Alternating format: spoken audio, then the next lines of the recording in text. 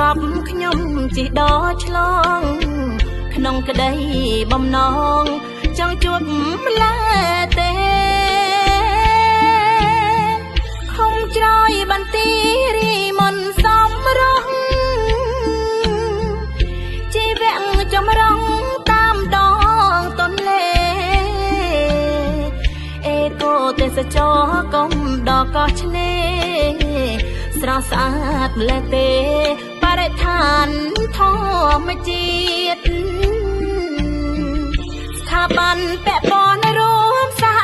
ការជួយថែរក្សាและកំពុង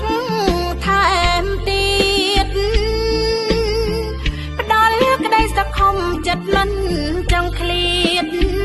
ឃើញបងប្អូនញាតិព្រោះសុខក្សេមខ្សាន្ត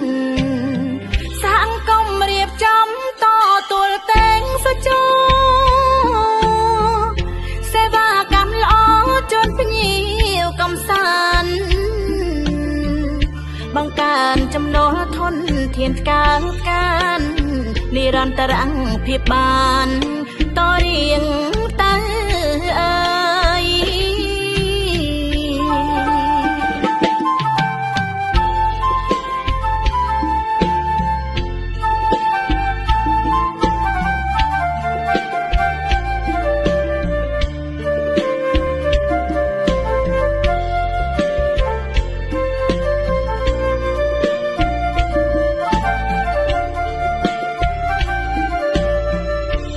បានពាក់ព័ន្ធរួមសហកា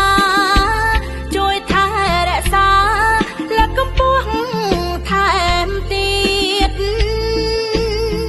ផ្ដល់ក្តីសង្ឃឹមចិត្តមិនចង់ឃ្លាតឃើញបងប្អូនញាតិព្រោះសុខក្សេមខ្សាន្តសហគមន៍រៀបចំតទួលតែងសុចរសេវាកម្មល្អជូនភ្ញៀវកំសាន្តបង្កើនចំណូលធនធានការនិរន្តរភាពបានតរៀង